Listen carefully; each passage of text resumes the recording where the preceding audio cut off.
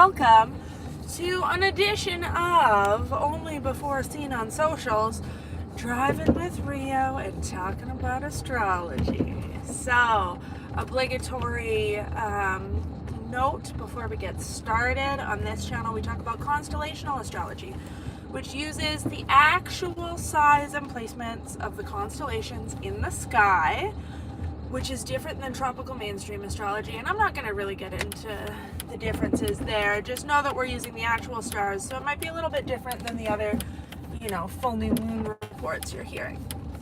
So by constellational reckoning, the sun has recently moved into Aries, and we're going to have a new moon conjunct Hamal here on Sunday. Hamal is the alpha star of Aries, and it's going to be conjunct my Mars, which will be fun and interesting. And I've been talking a lot on other channels about this Mars-Pluto opposition, which we are building to. We're building up to it on tomorrow. When it perfects, it's the last pass. We've got several aspects that are last pass in it. The other one being Saturn conjunct, or Venus conjunct Saturn, I should say. And what does last pass mean? Why is this applicable? Well, both Venus and Mars have been retrograde. So when they make aspects to slow-moving planets, they'll make aspects to a slower-moving planet like Pluto or Saturn. Then they station retrograde and they hit it again on their way back, and then they station direct, and then they hit it again on their way forward. So both of these aspects are on their last pass, and there's something going on here around desires, around how it is that we get what we want, or how it is that we don't get what we want, and how, when you look at the things that you want, first of all, can you admit that you want them? Can you admit that you want these things? Do you want to want the things that are seemingly wanting you, right? Can you admit that you actually want what you want, or do you pretend that you don't want it because you are afraid that you won't get it, or afraid that you will put in all the work, get it, and then just watch it like turn to dust in your hands somehow? All of these tense, longing, desire sort of feelings seem to be up for the collective right now. And with Mars Pluto, it can come with a certain degree of unconscious self-sabotage. Like, you know that there's something that you want, but you're not actually doing the things that you need to do in order to get it, or you're actively doing the things that you need to do to not get it out of some sort of, messed up, oh, I can never have it, so I'm just going to make sure I can never have it thing going on, right? All sorts of weird, undertowy things around desire going on right now. And something that I've really been sitting with, that I think is a useful belief to subscribe to.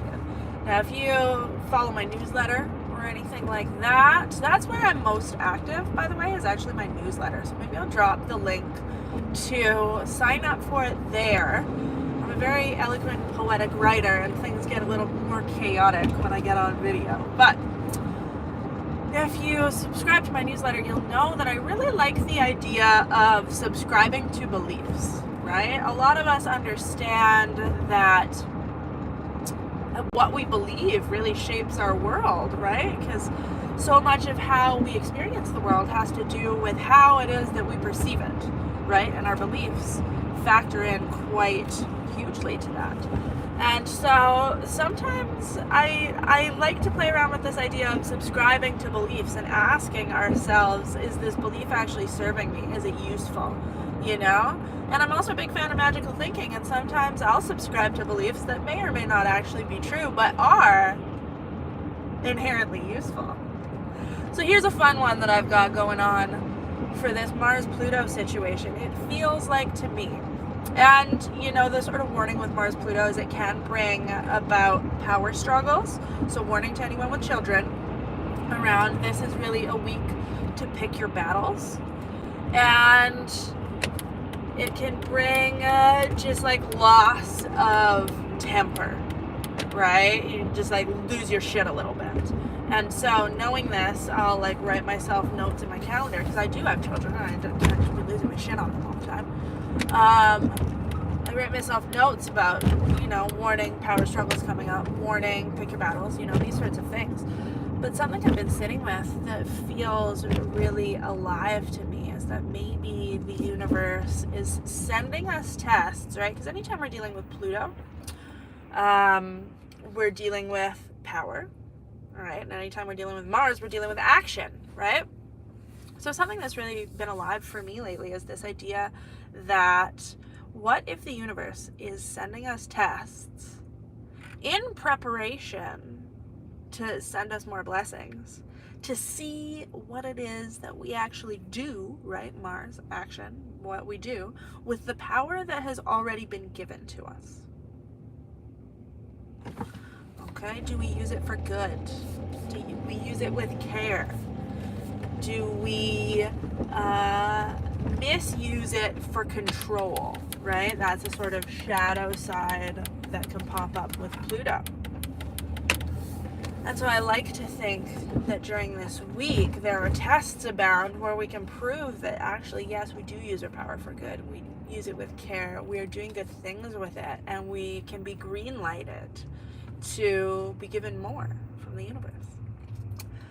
And, you know, this is something that I have natally in my chart, actually. I have Mars Pluto opposite.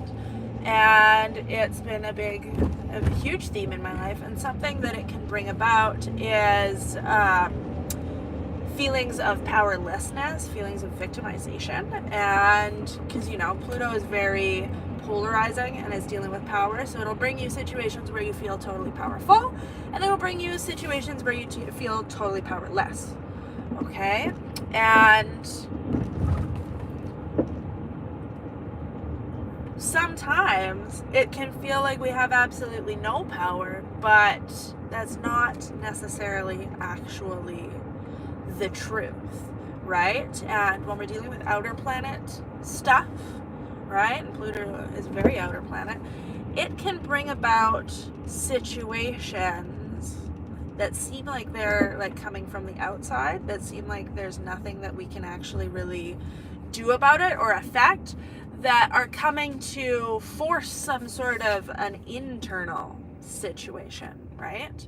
And so what if, going with this idea that maybe the universe is sending us tests, and what if how might you feel about this if you feel currently totally powerless, like you have absolutely no choice, right? What if the universe wants to wake you up into realizing that you do actually have a choice? Maybe. And, you know, even if it has been my experience, because like I said, I have this natally, I've done the dance with feeling like a total victim and like there's nothing I can do. And even if it's true, even if you have been victimized by something outside of yourself, even if something has happened to you that's really shitty that you had no hand in, and now you find yourself in this shitty situation, even in those situations, it is actually a more useful belief, shall we say, to subscribe to realize that no matter what, you still have free will. And realize that even when your choices are shitty, you still have the power to make a choice, right? Let's say you've got a really shitty choice in front of you. It's a real turd sandwich versus giant douche sort of situation. In that situation, you actually have three choices, right? You have turd sandwich, giant douche, or you can choose to just wail about how you're a victim and there's nothing that you can do, right? That is actually a choice that you have, right? Or you can take responsibility for whatever shitty choice you're going to choose to make, because those are your only options, and all you can do is what you can do, right? You can take responsibility and make the next choice that will actually start to get you out of that hole in some sort of a way, right?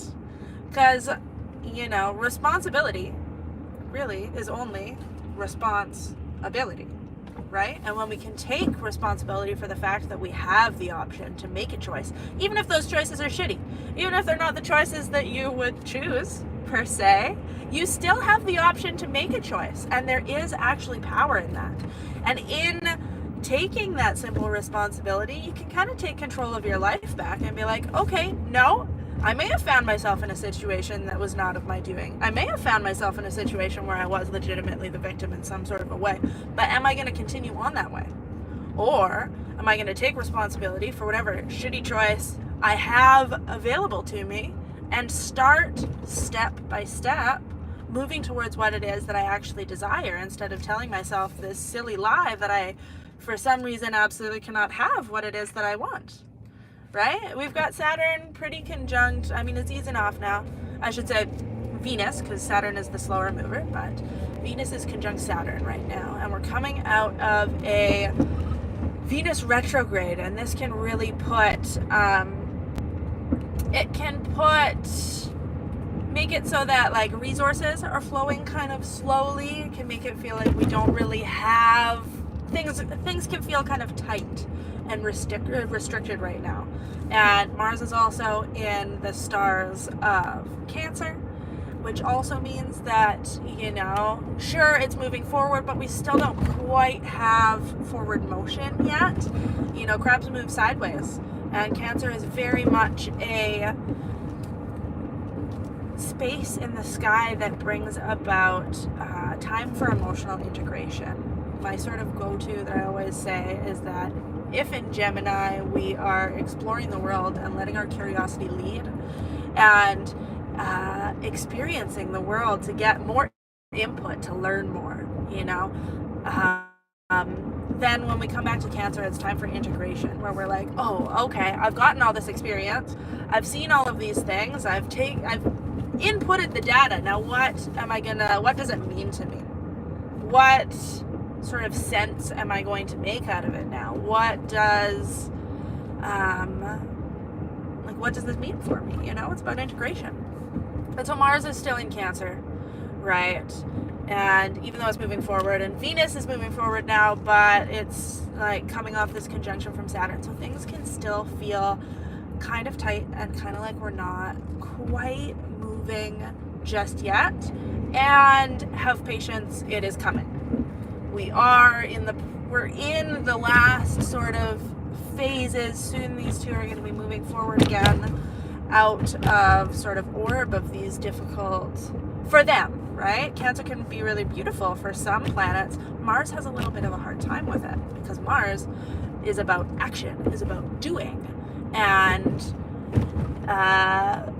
when it's in Cancer, the doing is sort of like emotionally feeling. So Mars can be a little bit uncomfortable in these stars, but that's okay. It's temporary, right? And so we have this new moon coming up, new moon in Aries. At least the sun is out of Pisces.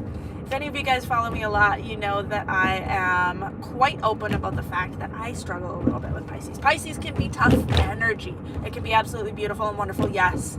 And, Jupiter is the traditional ruler of Pisces for a reason, I think. And I find in Pisces season, there's a desire to expand. There's a desire for something more out there.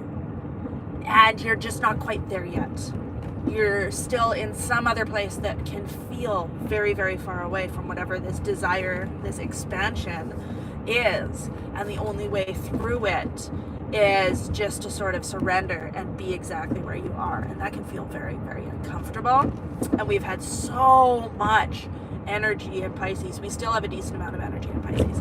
But finally, the sun is moving into Aries. And we're going to have this new moon conjunct Alpha Aries, conjunct Hamal, which is the horn of the ram. And this is a really great time to take some risks and have a little bit of courage. Okay? You might not be able to see where it's going to lead. It may be a very leaping leaping into the void and having no idea where it's going to take you sort of feeling. And that is, for me, that's always what I feel like Aries is. You know, it's seed energy. And I don't want to speak for the plants and flowers or anything like that, but in my mind, I don't imagine that the seed necessarily knows what sort of flower it's going to become, right? And maybe I'm totally wrong. Maybe they've got like tons of ancestral flower knowledge and they're like, oh no, I am a daisy, you know? But for this metaphor, follow with me. The seed doesn't necessarily know what the flower it will become is. It just knows that it must burst forth from the soil, right? It's gotta take step one and get out. And it's very, very instinctual, right? And something else I've been thinking about, you know, Mars is the ruler of Aries. Mars is very much the warrior archetype. And warriors don't have time to think mid-battle, right? They need to trust their body to be where it needs to be when it needs to be there, right? And another thing that I've been liking to think about is like, why do the warriors go to war, right? They go to protect what's important to them. You know, they go to protect the children, the women, the vulnerable. And I think at this time we need to be bold, and we can look at all of this as an ecosystem within ourselves. And can we be bold? Can we have the courage to take the first step and instinctively go to battle to protect, you know, our most vulnerable hopes and dreams, and to protect that which our inner child cares about, and to protect that which the feminine within us wants, desires to pull into form, right? All those desires without talking ourselves out of wanting them. I think that is the question. I think that's a good point at which for me to leave off today. So thank you so much if you have been watching. I hope that this new moon goes great for you. I'm going to put some links down in the description. I'm doing little voice note new moon readings for $25. So if you are interested, just pop a comment down and I will reply with the link. I can say an awful lot in 15 minutes. We'll